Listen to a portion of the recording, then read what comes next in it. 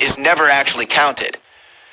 The tally that gets made is actually from the digital copy. So the numbers that they have from last night, Doug Jones, 671, Roy Moore, 650,000, that's a tally from a digital copy of the paper ballot. So the actual copies that they used to give you the results have already been destroyed. Now, they can go back and recount essentially the paper ballots if they still have them, but guess what they say? That's not cost prohibitive. How convenient. It's not cost prohibitive. So you got all these people that realize that this goes on. In final hour order, court rules that Alabama can destroy digital voting records after all, which is the actual voting record, not the paper ballot. But the funny thing about this is you've got people commenting on this saying, oh, this is another Republican strategy to cheat out of an election, just like the voter ID law thing. And I'm sitting here like, wait a second. If this is a Republican strategy here, how is it that the Republicans lost 500,000 votes? So even when they want to take a story and recognize a story that clearly shows and indicates some sort of a cover-up or operation being run here that detriments the Republicans, even after recognizing it, they still blame it on the Republicans. But now you do have people in Alabama wanting to sue over this decision to destroy the ballot images. So the only option here, folks, is that they have to recount the paper ballots if they did actually keep them, which they claimed they did. But again, those don't even count. So the paper ballots have never actually been counted. What was counted was the digital copy of the paper ballots. Will they count the paper ballots? Will anyone demand that they count the paper ballots? Well, I haven't heard anyone do it yet. But there was this strange thing that Trump did back in May. Presidential executive order establishing a presidential advisory commission on election integrity. Well.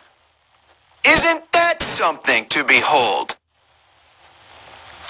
Now, I'm not sure if the president is planning on using this advisory commission to review the results from last night, but the president did sign that executive order in May, so that is sitting out there like a nice little ditty. And I also want to put to rest all of this talk that this loss can be blamed on Steve Bannon. No, that is absurd. This loss does not reflect on Steve Bannon or Donald Trump at all. It reflects on dirty politics of the Democrats and the news media. That's what it reflects on. Now, let's get to some of those dirty tactics here. Guys, let's go to clip 5.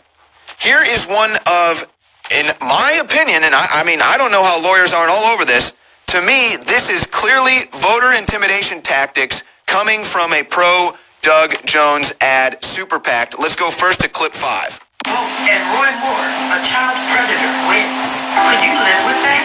Your vote is public record, and your community will know whether or not you helped stop Roy Moore.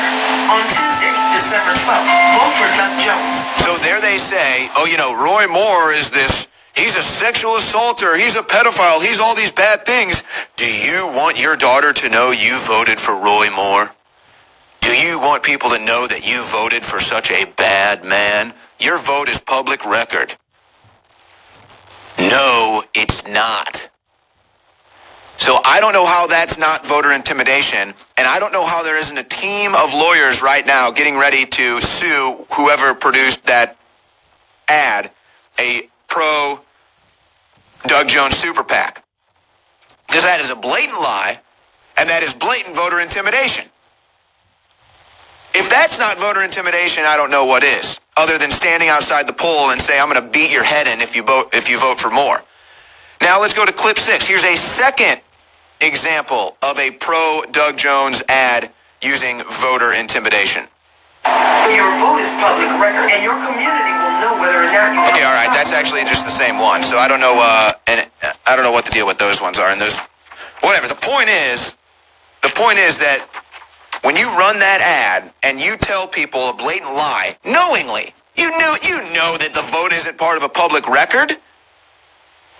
And you put that ad out there after you've character assassinated. Apparently that was a different ad. They're just using the same message. So after you character assassinate Roy Moore, using the media and the Democrat tactics, bring forward these false allegations, proven false, fake yearbook signatures, then you tell people will know forever that you voted for Roy Moore, the pedophile, the sexual abuser of women. It's public record. When they know it's not, when they know that's a lie, how is that not voter intimidation? And how do we not have the Presidential Advisory Commission on this now? Merry Christmas, my fellow Info Warriors. Alex Jones here with an extremely exciting announcement that will be a gift to yourself and a gift to the Info War to fight the globalists and live in a free society. I know from using this myself the last few months and from seeing my friends and family use it that this new product is going to end up being the #1 best-selling product at InfoWarsLife.com because it works so well. It is Alpha Power. Ladies and gentlemen,